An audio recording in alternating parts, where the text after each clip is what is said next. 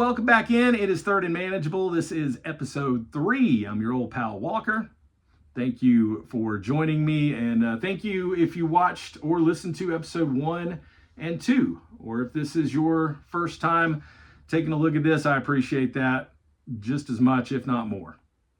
If you like the conversation, and this is always centered around UGA and Atlanta sports, and then we throw in a few national topics here and there. But if you like the conversation, please hit subscribe, tell a friend, as we're trying to grow this operation here in the beautiful studios in the mountains of North Carolina. And as you can see, we've added in a very technical feature this week. Back in the radio business, they called this a microphone. And what that allows me to do is to hopefully get this into some true podcast form, get it onto Spotify and Pandora so that you can listen in the car. But if you prefer to continue watching on YouTube, hey, however you find us, that is just great with me. I get really excited about talking sports with you. And we have so much to talk about this week. This is going to be a very exciting, good episode, I think, because there's so much happening. Georgia baseball, Georgia softball. We'll talk some hoops. We'll get to all that. But I wanted to start with this college football playoff expansion. A lot of folks have been kicking around a lot of ideas and opinions about this week. So I thought it would be good to just dive into what's happening and what the proposals are. And I'll start by saying that I do not like the 14-team idea. I didn't like the 12-team idea.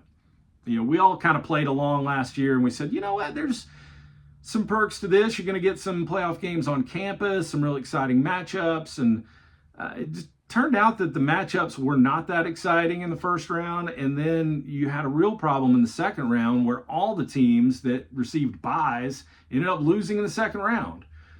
So there's a flaw. The auto bids, I guess the auto buys, I should say. You know, Arizona State and Boise State getting an automatic bye into the second round didn't make a lot of sense. And by the end, you just had the 8 and 9 seeds playing for a national title, which is not what anybody intended. So, of course, the way to fix all of that is to expand even more.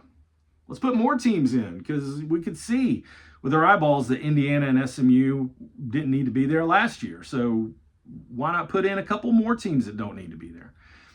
All right. The proposals that I've seen may make it so it's not that bad. All right, 4 auto bids for the Southeastern Conference. Your 1, 2, 3, 4 teams in the SEC go to the playoff. Same with the Big Ten, you get 4 auto bids. You get 2 for the ACC, 2 for the Big 12, 1 for the group of 5, for example, Boise State last year.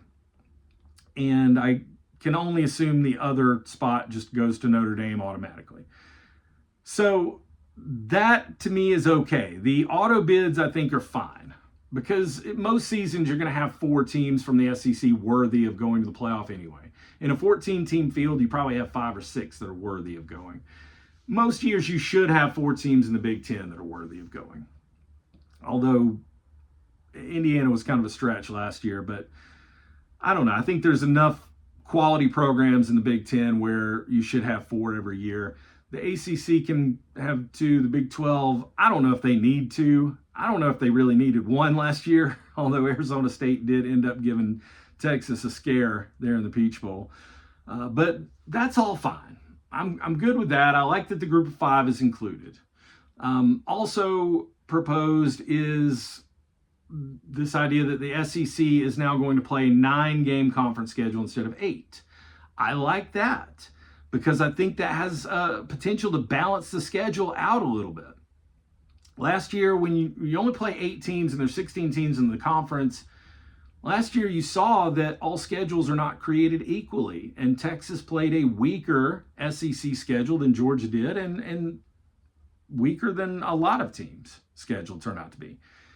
So I think the 9th game would balance things out a little bit, and it would also eliminate maybe one of your cash for clunker games that we've all grown a little bit tired of over the years. There's some benefit. I know there's a lot of benefit to playing these games against Northwestern Illinois State, but it's not fun to watch. All right, so those are the good things. here's the bad ideas.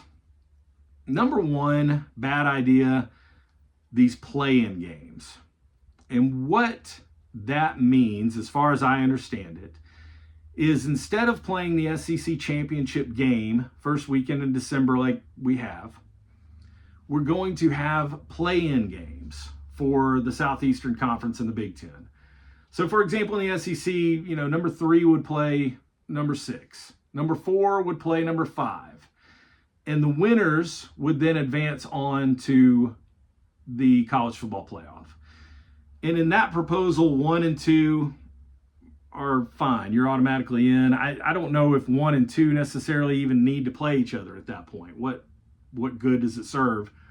And the problem is you could see more players getting injured as Georgia had Carson Beck injured in that SEC championship game last year. So the play-in games, not a huge fan of that. I mean, if you've gone through the SEC schedule and you are the 3rd best team in the conference, you're a pretty darn good football team. And I don't think you need to go out and win a 10th conference game to prove that necessarily. Now, an even worse idea is this whole thing where 1 would play 8, 2 would play 7, 3 would play 6, and 4 would play 5. This is a real idea if you haven't heard this. And it would be kind of like an SEC tournament like we have in baseball and softball and basketball. Nobody wants that. I mean, imagine if your team goes like 15-0. Well, they wouldn't go 15-0. Imagine if your team goes 12-0 in the regular season, because that's how many games they play. And you're number 1 in the country and you're number 1 in the SEC, and they say, oh, well, you have to now go and beat Tennessee, who's ranked number 8 in the SEC, just to get into the college football playoff? Yeah, that's what they're talking about. Your 1 and 2 teams in the SEC have to win again just to get in.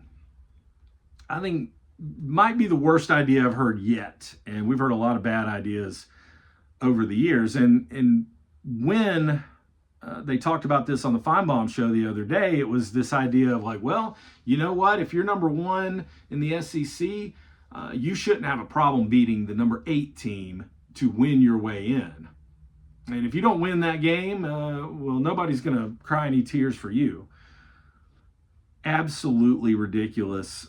Talk about diminishing the regular season. And I've never really sat here and said, oh, we've diminished the regular season so much. I think last year's regular season was still pretty darn good. But every year we take more steps towards making this NFL light. And that is not what anyone wanted. Also, I hate the idea of the play-in tournament. It's not any good in the NBA. Nobody watches it in the NBA.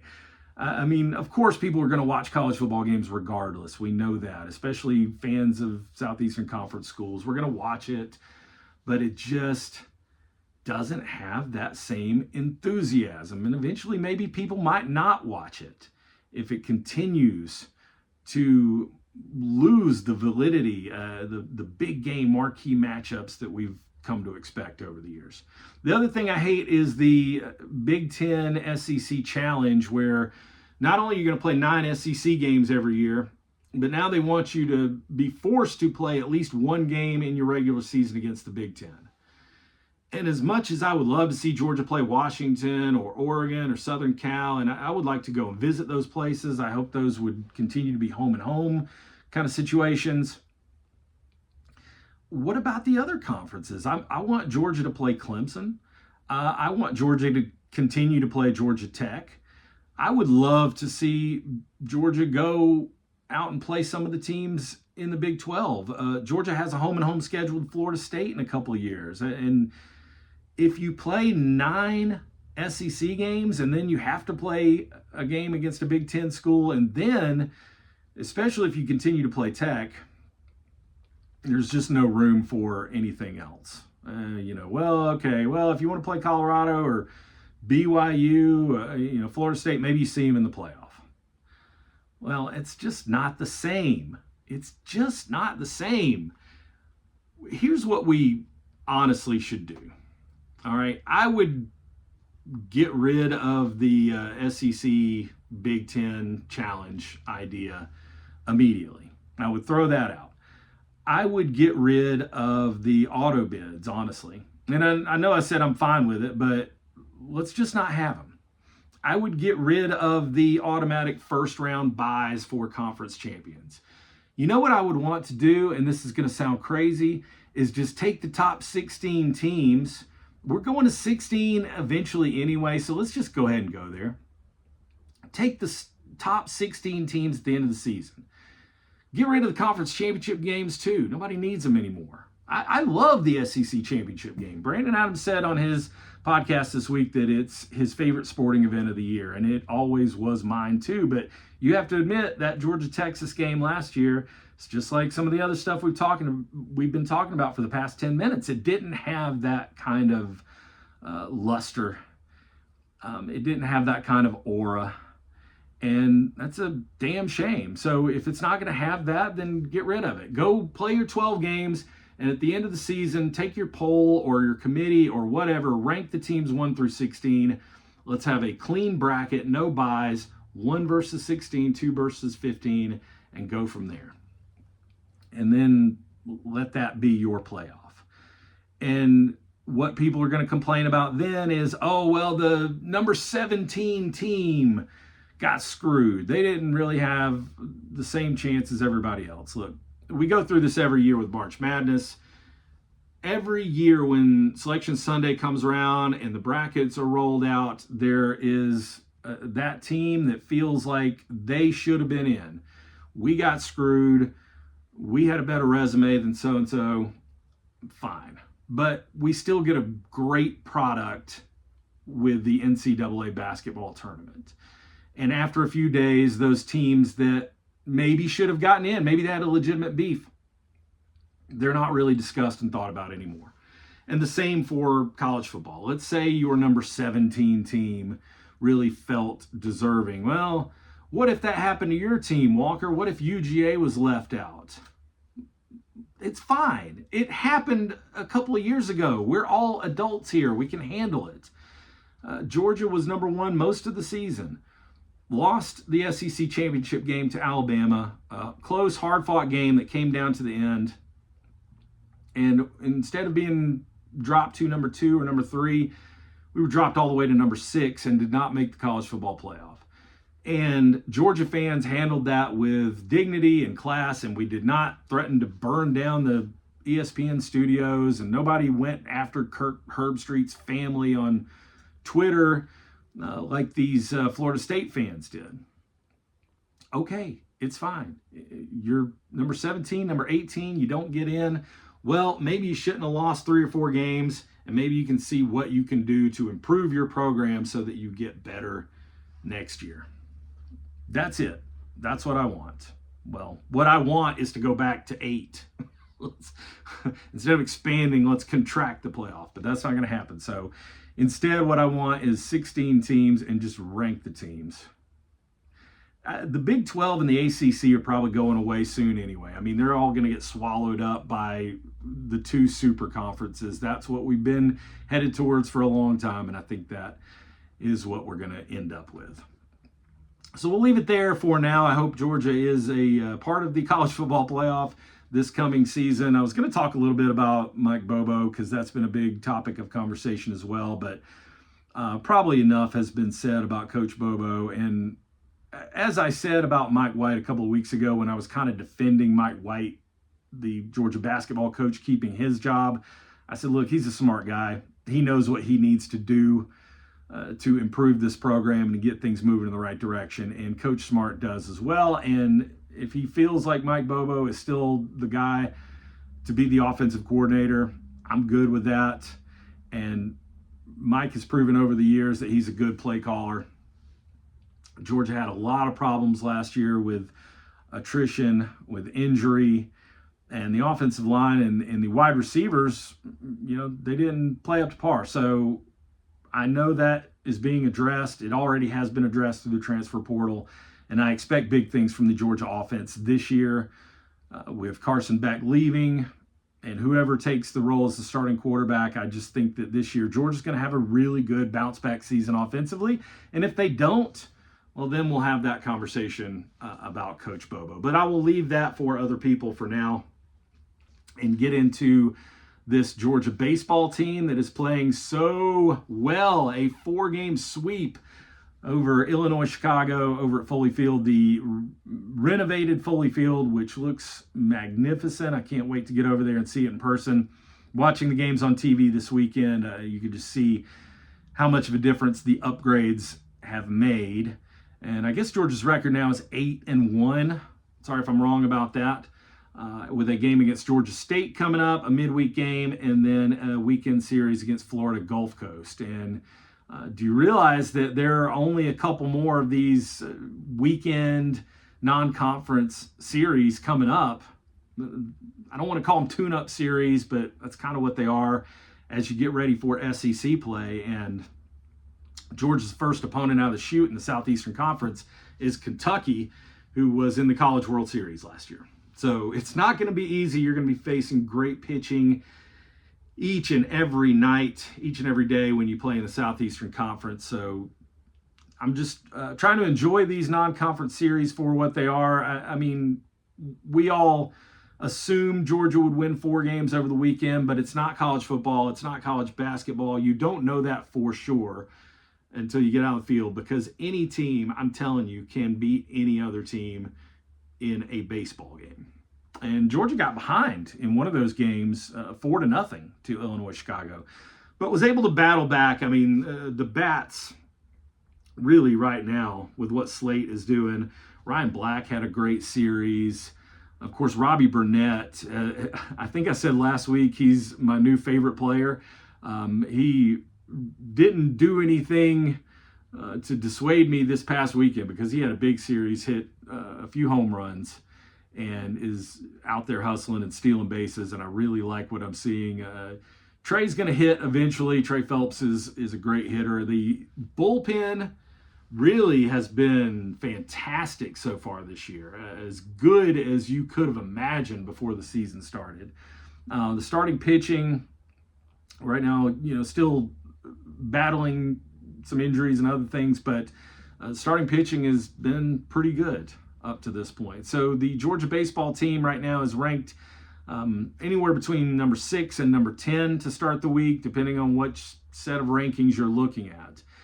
And I love that they have stated, I love that Wes has not thrown water on this, that the team has said from day one, our goal is to go to Omaha and our goal is to win a national championship. And a lot of coaches wouldn't be comfortable with that kind of talk. But when you see your pitcher, your closer, I should say, Curley out there doing what he was doing against Kennesaw last week, which I don't think Wes was all that impressed with, but it got some traction on social media. When you stick your tongue out at the runner on second right before you strike out the hitter to end the game against Kennesaw last week, it shows a little bit of swagger. That word gets thrown around a lot. It's probably overused, but I like this team's confidence. I like how many runs they are scoring. Again, this is not top-level competition yet, but really, you can't ask for a better start. And I think there are several more wins coming for the Diamond Dogs this week. Just really impressed with everything that I'm seeing on the field. Somebody called Wes Johnson a magician the other day, and I'm buying in. I'm all in on this Georgia baseball team, as I have been. Go back and watch episode 1. I said, hey, this team's going to Omaha. I just got a good feeling about it. The Georgia softball team, equally impressive over the weekend. The Georgia Classic happened in Athens, and I tell you what, beating Appalachian State and Syracuse. Georgia softball is undefeated. I want to say that record is 15-0. Could be 14, could be 16, but undefeated, you can't do a whole lot better than that. And those Georgia bats are hitting as well. And again, we've talked about it on the previous 2 episodes. There are some young players on that team, on the Georgia softball team. Essie White and Paisley Adams are freshmen, and they are coming up with some clutch hits. The pitching has been good. Lily is throwing very, very well. And the transfer, Robbie, comes in the other day and throws a really, really good game. The thing that I don't like, that I've noticed a little bit here and there as I've been watching the team, is that we tend to get into a lot of trouble with runners on the base paths. The Georgia softball pitchers continue to get into jams that then they have to work their way out of. And they have. I mean, Lily Backus has done a tremendous job with that this season. And they're not giving up a lot of runs or anything, but you just don't want to put yourself in that position too often. And again, taking this softball season for what it is, new team, new faces, lost a lot from last year, still a lot of talent there, expected to finish kind of middle of the pack in the SEC, but I think they're going to be, at the end of the day, a lot better than that. Just have to wait and see once you get into SEC play. But again, tremendous weekend for the Georgia softball team at the Jack Turner Softball Complex. The basketball team had a good showing against Auburn on Saturday, and there's not much more to say about that. I was pleased that the basketball team did not wilt in the second half as they had in previous games, but Georgia still lost 4 games in a row. And those kind of moral victories can be good at times. Yeah, we went on the road. We played the number 1 team in the country. We played them tough. The game never really got away from us. And there were times there in the last 5 minutes of that game where you thought, Georgia could maybe tie this up, send it to overtime or something. It didn't happen, and that's okay. If Georgia had beaten Mississippi State a couple weeks ago, if Georgia had beaten Missouri last week, if Georgia had beaten Arkansas on the road last month, if Georgia had picked up an upset win somewhere else along the way, then we could have looked at that Auburn game and said, "Oh man, we were that close. We were so almost there."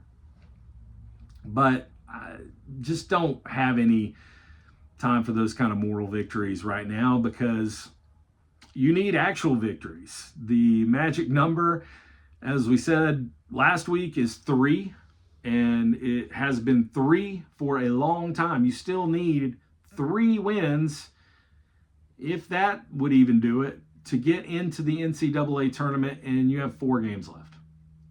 And then there's the SEC tournament, and I'd be interested to see once we get to the SEC tournament if there's still some way that Georgia could play their way in without winning the SEC tournament.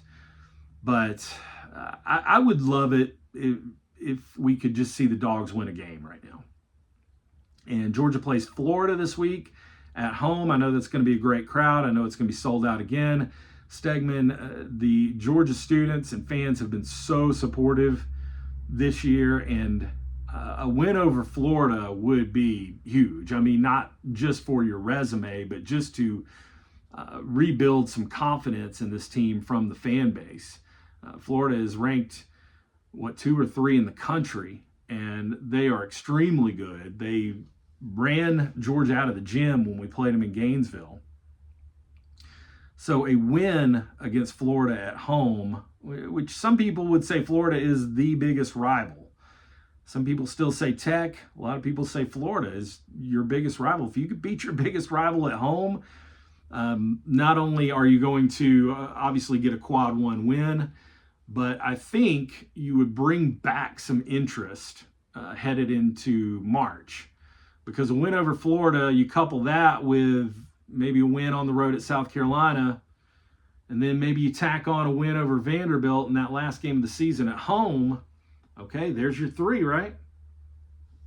I'm still not really delving too much into the NCAA tournament conversation at this point. I was all in on that conversation a few weeks ago, but this most recent losing streak has soured me a little bit. But don't get me wrong, if Georgia could win their last 4 games and get into the tournament, I would be one of the most excited people on the planet. It's been a long time since I've heard Georgia's name called on Selection Sunday. So Go Dogs in all ventures this week.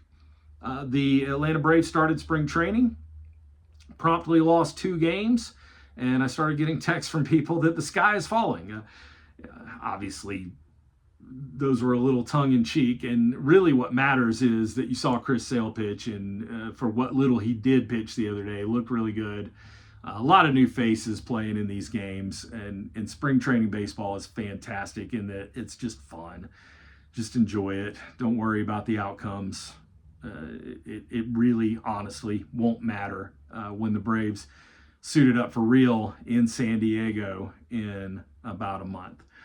Your Atlanta Hawks, oh boy, tough loss to the Pistons a couple nights ago, and this team really seemed stuck. I had hoped that maybe after the All-Star break, things would start to improve a little bit, but it hasn't gone that direction. Lost to the Magic, lost to the Pistons.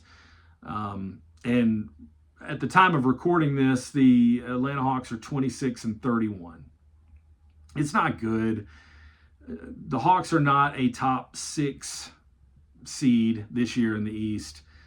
They are play-in tournament material, and hopefully we can get into that, because you keep losing like this, it's a real possibility that you don't even make that play-in tournament.